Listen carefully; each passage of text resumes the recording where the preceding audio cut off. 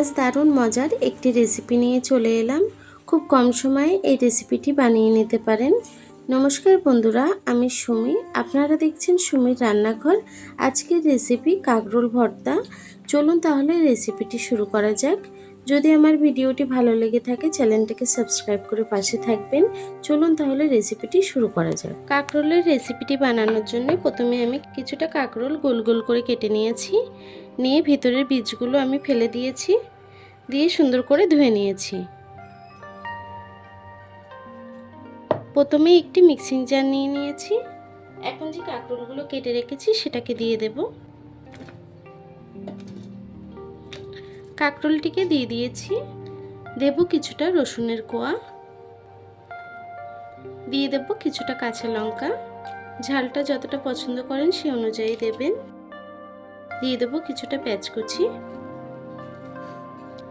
আর দেব কিছুটা ধনেপাতা। এখন সবকিছু আমি পেস্ট করে নেব।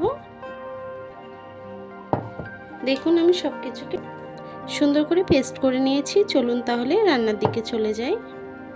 প্রথমে একটি কড়া বসিয়ে নিয়েছি। কড়াইটি গরম হয়ে গেছে, তেল দিয়ে দেব। তেলটি গরম হয়ে গেছে, দিয়ে দেবো দুটো শুকনো লঙ্কা, দেব একটু কালো জিরে ফোড়ন। এখন দিয়ে দেবো যে কাঁকরোলটি পেস্ট করে রেখেছি সেটাকে দিয়ে দেব। কাঁকরোলটাকে দিয়ে দিয়েছি। এখন একটু নেড়ে চেড়ে রান্না করে নেব। নুন হলুদটাকেও এখন দিয়ে দেব। দেব হলুদ গুঁড়ো 1.5 চা চামচ, দেব স্বাদ মতো নুন।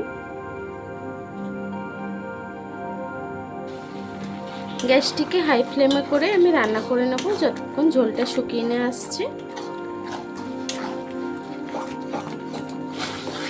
কাঁকরোলের ভর্তাটি কিন্তু প্রায় হয়ে আসছে, আমি আরো কিছুক্ষণ রান্না করে নেব। দেখুন রান্নাটি কিন্তু হয়ে গেছে। এখন আমি গ্যাসটিকে বন্ধ করে দেব। এখন ভর্তাটিকে নামিয়ে নেব। দেখুন বন্ধুরা, আমার ভর্তাটি কিন্তু হয়ে গেছে।